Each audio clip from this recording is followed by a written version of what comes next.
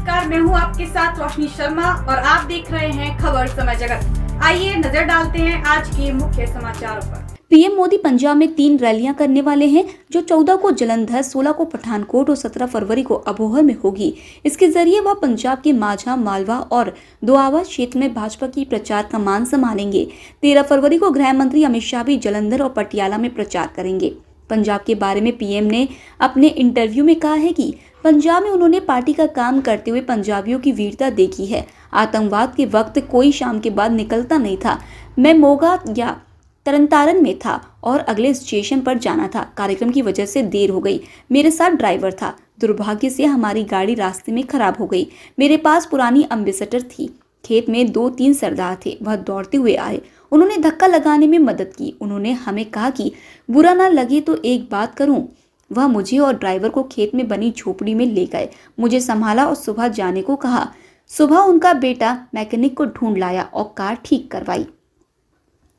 इसके अलावा भाजपा द्वारा पंजाब के हित के लिए राजनीतिक समझौते करने की बात भी कही।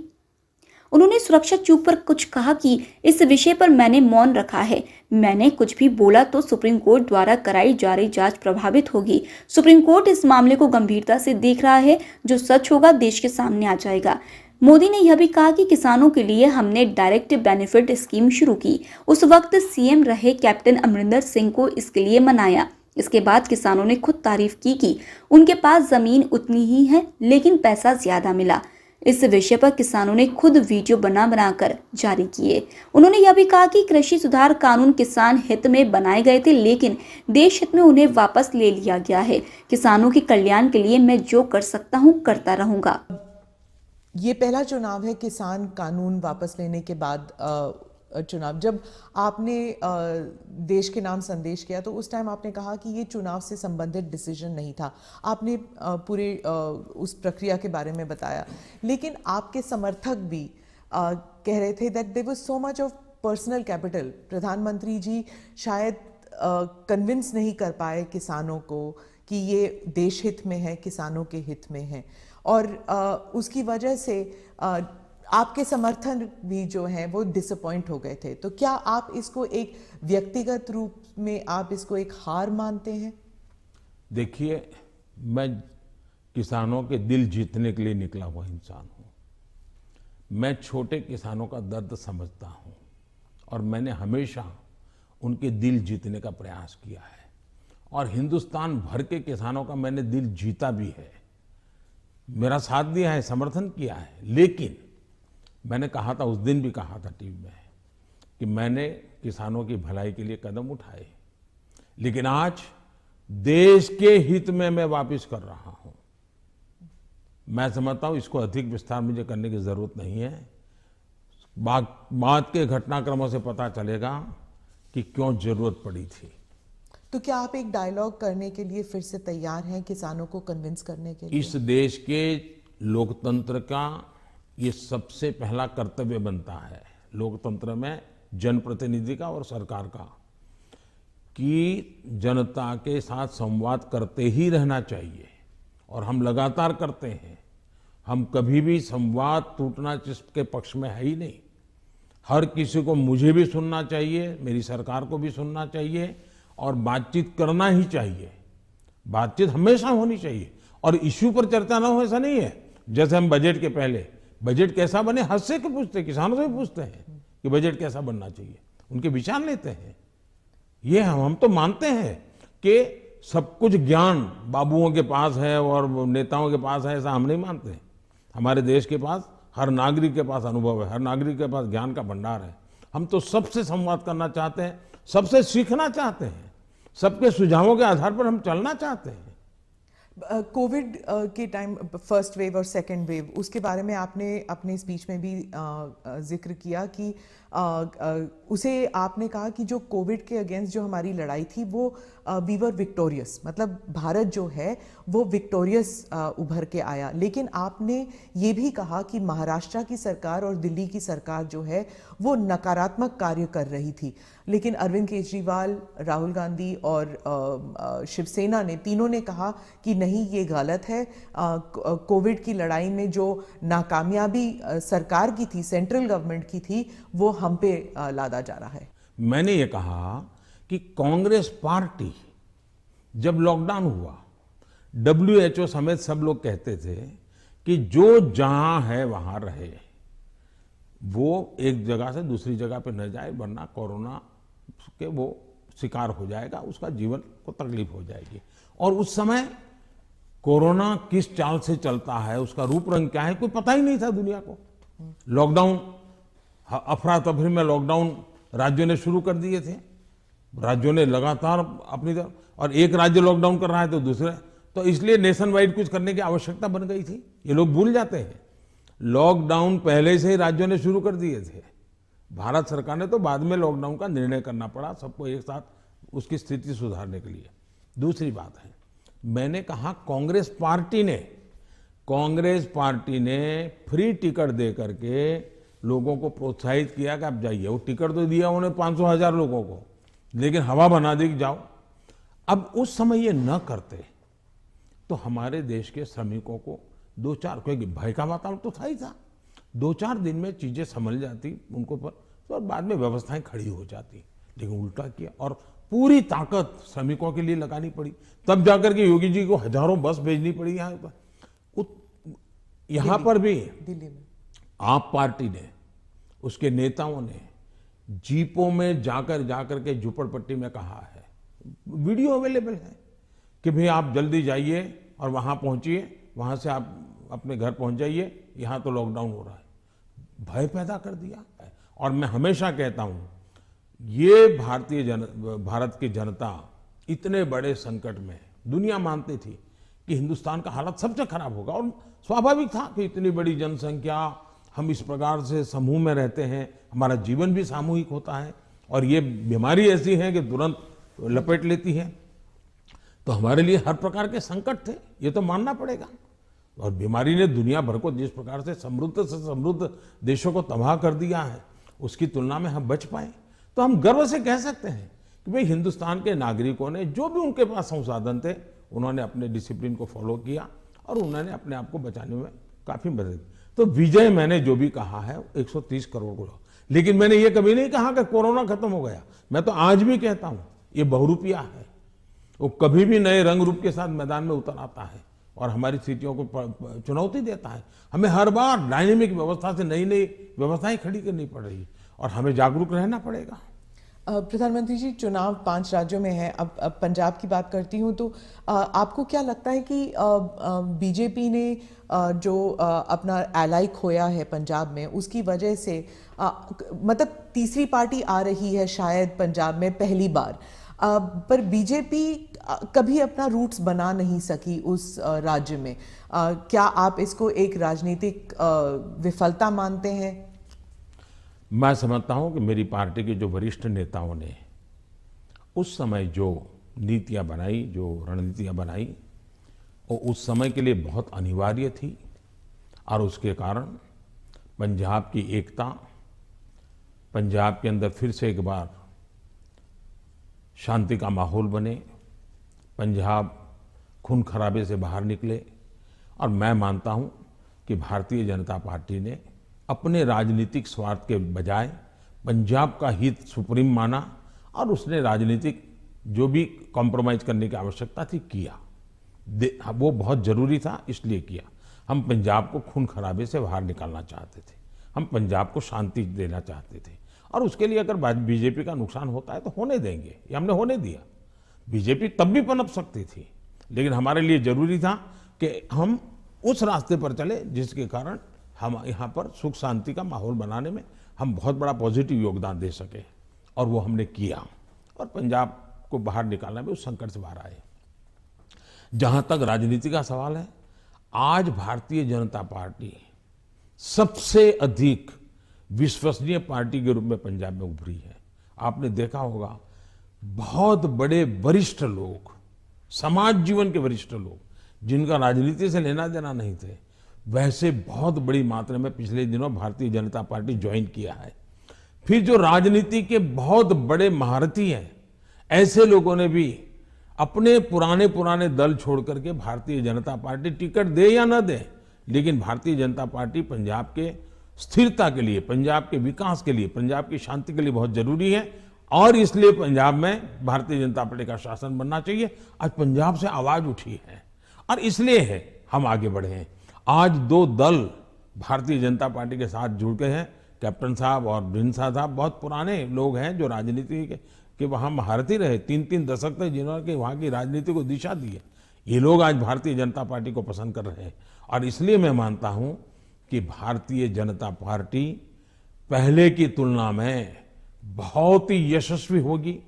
पंजाब के लोगों के जो एस्पिरेशंस, कई कारणों से हमने भी शायद कॉम्प्रोमाइज कर करके अपनी पार्टी का नुकसान किया, हो सकता है कुछ लोगों का भी हुआ होगा, लेकिन अब जब हम खुल करके आए हैं तो उनका भी हौसला बुलंद हो गया। जो लोग दबे हुए रहे थे वो भी खुल करके हमारे साथ आए हैं। हमने किसान को डायरेक्ट बेनिफिट के लिए हम अड़े रहे, हमने कैप्टन साहब को समझाया, कैप्टन साहब हमारे साथ थे, उस समय वो मुख्यमंत्री थे, सहमत हुए और किसान को डायरेक्ट बेनिफिट ट्रांसफर हमने किया पंजाब में उसकी खेत के। तो मैं 1000 से ज्यादा वीडियो निकली है, 1000 से ज्यादा सोशल मीडिया में, एक मिनट की वीडियो में देख रहा था, मैंने भी कभी 10-12 तो देखी होगी। किसान कह रहा है कि मेरा खेत तो उतना ही है, मेरी फसल वही है जो मेरे 20-25-30 साल से हम कर रहे हैं, पैदावार भी उतनी है, लेकिन मेरे घर में इतने रुपये पहले कभी नहीं आए जितने मोदी जी की सरकार ने डायरेक्ट बेनिफिट ट्रांसफर का निर्णय किया और किसान को जो माल है उसका पैसा सीधा बैंक में खाते में उसके जाएगा। तो सारे बिचौलिए गए, कट जो होता था वो गया और मुझे मेरा पूरा पैसा मिला। ये छोटा किसान आज भारतीय जनता पार्टी का जय जयकार कर रहा है। जी, आप जब गए थे पंजाब तो आपका काफिला ब्रिज पे अटक गया था और आपने किसी ऑफिशियल को कहा कि आपने चीफ मिनिस्टर को कही है मैं जिंदा वापस जा रहा हूँ। बहुत सारी इन्वेस्टिगेशन भी चल रही है सिक्योरिटी को लेकर, लेकिन उस वक्त आपको कैसे महसूस हुआ था, क्योंकि आप पंजाब से पता नहीं कब से जुड़े हुए हैं? मैं इस पूरे नॉर्थ से पार्ट से मेरा बहुत निकट नाता रहा है। मैं पंजाब में बहुत रहा हूँ, मैं पंजाब की मेरा बड़ा नाता रहा है। मैं मेरी पार्टी का काम वहाँ करता था। मैं पंजाब के लोगों की जो वीरता है ना, मैंने देखी है। पंजाब के लोगों के दिल को मैं जानता हूँ। मैं आपको एक उदाहरण बताता हूँ। मैं अपनी पार्टी का काम करता था, उस समय तो ये आतंकवाद बड़ी एकदम हालत बड़ी खराब थी, शाम के बाद कोई निकल नहीं पाता था और मैं शायद मोगा में था या तरन तारण में था, मुझे याद नहीं है आज, और मुझे अगले स्टेशन पे जाना था, लेकिन कार्यक्रम के कारण देर हो गई। मैं और मेरे ड्राइवर दो ही थे, हम निकले और दुर्भाग्य से हमारी गाड़ी खराब हो गई रास्ते में। तो हम कोशिश कर रहे थे लेकिन गाड़ी चल नहीं रही थी। उस वक्त एक पुरानी एम्बेसडर मेरे पास थी, धक्के भी लगाए, कोशिश की, तो खेत में 2-3 लोग थे, सरदार थे, वो दौड़ते हुए आए, उन्होंने भी धक्के लगाने में मदद की, लेकिन गाड़ी नहीं चली। फिर हमने कहा भाई नज़दीक से हमें कोई मैकेनिक मिलेगा कि नहीं मिलेगा? तो साहब यहाँ तो अभी तो कोई मिलेगा नहीं, बहुत दूर दूर है। फिर उन्होंने मुझे कहा कि देखो भाई, तुम्हें बुरा न लगे तो एक बात करो। मैंने कहा क्या? बोले तुम गाड़ी यहाँ छोड़ दो, तुम और तुम्हारा ड्राइवर खेत में हमारे साथ चलो, हमारी वहाँ झोपड़ी है, वहीं खाना खा लो और रात को रुक जाओ। सरदार परिवार, जिस प्रकार से उन्होंने मुझे संभाला, उन्होंने कहा भाई कुछ भी हो तुम सुबह जाना, अब यहीं रुक जाओ। बाद में उनको पता चला मैं तो भाजपा का कार्यकर्ता हूँ। वो कहा ठीक है भाई, तुम भाजपा के हो, कुछ भी हो, तुम आज रात मेरे यहाँ रुको। मैं हैरान हूँ जी, खेत में उन्होंने अपनी जो छोटी सी जगह होती है उसमें रखा, मेरा खान पान की व्यवस्था की और सुबह उनका बेटा जाकर के एक मैकेनिक को ले आया, गाड़ी ठीक की और मैंने पंजाब का ये दिल देखा है जी। इन सरदारों के भावों को जानता हूँ मैं इतने। और मेरे तो गुजरात में, मेरे कच्छ में अंदर इतने मेरे परिवार हैं सरदार। मैंने जब लखपत में गुरुद्वारा का भूकंप में नुकसान हुआ था, मैं वहाँ गया देखने के लिए, मुझे बड़ा दर्द हुआ। तो मैं ऐसे ऐसे कारीगरों को लाया राजस्थान वगैरह बाहर से कि वैसा ही मुझे गुरुद्वारा बना के दो जो गुरु नानक देव जी के जहाँ चरण पड़े थे। बनाया दोबारा। आज कच्छ के अंदर जो हमारे सरदार परिवार है, बहुत बड़ी मात्रा में है, खेती करते हैं। जब वो इसका बात का वर्णन, उनकी आंखों में से आंसू आ जाता है जी। और मैं अभी कुछ दिन पहले भी एक वर्चुअल मीटिंग में मैंने उस गुरुद्वारा में सबसे बात की। मेरा इतना लगाव रहा है जी। आपने देखा होगा, एक किताब है पढ़ने जैसी है सरकार की, शायद अंग्रेजों के जमाने में जी भी सिख कौम के लिए नहीं हुआ है। अंग्रेजों के जमाने में, कांग्रेस के जमाने में तो हुआ ही नहीं है। ऐसे अनेक काम मैंने देश के कल्याण के लिए, हमारे सिख भाइयों की वीरता का सम्मान करने के लिए किए हैं। और मुझे गर्व है। चुनाव की जगह पर है, लेकिन मैं मानता हूं ये मेरे देश के वीर जवान है, मेरे देश के सच्चे किसान हैं। उनके कल्याण के लिए मैं जितना कर सकूंगा मैं करता रहूंगा। तो क्या उस दिन आपको ऐसे लगा कि ये राजनीतिक आंदोलन था, इसलिए ऐसे हुआ? ऐसा है कि इस विषय में मैंने पूरी तरह मौन रखा हुआ है, क्योंकि सुप्रीम कोर्ट स्वयं इसको गंभीरतापूर्वक इस बात को देख रही है। मेरा कोई भी वाक्य पूरी जो चल रहा है उस पर प्रभाव पैदा करे यह उचित नहीं है। जो भी है सुप्रीम कोर्ट के द्वारा जांच कमेटी निकालेगी, जो सत्य होगा देश के सामने आएगा, और हमें तब तक इंतजार करना चाहिए। जी, आपने दोनों स्पीच में, राज्यसभा में भी और लोकसभा में भी, आपने कई बार कांग्रेस पर हमला किया, और कांग्रेस पार्टी कहती है कि आपने राहुल गांधी के जो एलिगेशंस थे, चाहे बेरोजगारी पर हो या भारत चाइना पर हो, आपने उसका जवाब नहीं दिया, उल्टा उन पर वार किया। तो पहली बात यह है कि हमला करने वाली भाषा न मैं जानता हूं, न मेरी वो प्रकृति है। लेकिन तर्क के आधार और तथ्य के आधार पर सदन में मैं कोई बात बताऊं, वो मीडिया के लिए गरम गरम मसाला बनाने के लिए हमारा शब्द उपयोग होता होगा। हम हमला नहीं करते, हम संवाद करते हैं।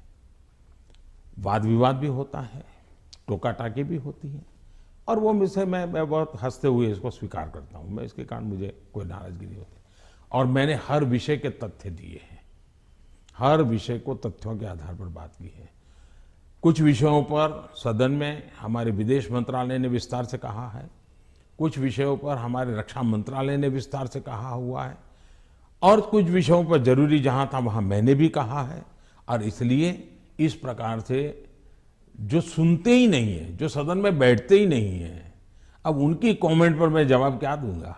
आपने कहा कि आपने मन बना लिया है, 100 साल आप पावर में नहीं आना चाहते, तो मैंने भी मन बना लिया। आपने क्या मन बनाया? हमने मन बना लिया है कि अब राष्ट्र को हम उस बुराइयों की तरफ जाने नहीं देंगे।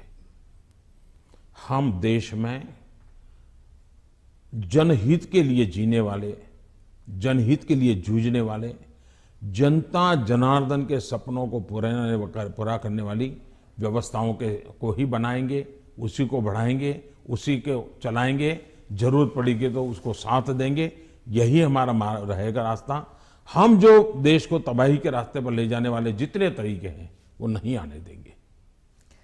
खबर समय जगत की special report. For latest news, subscribe to our channel and press the bell icon.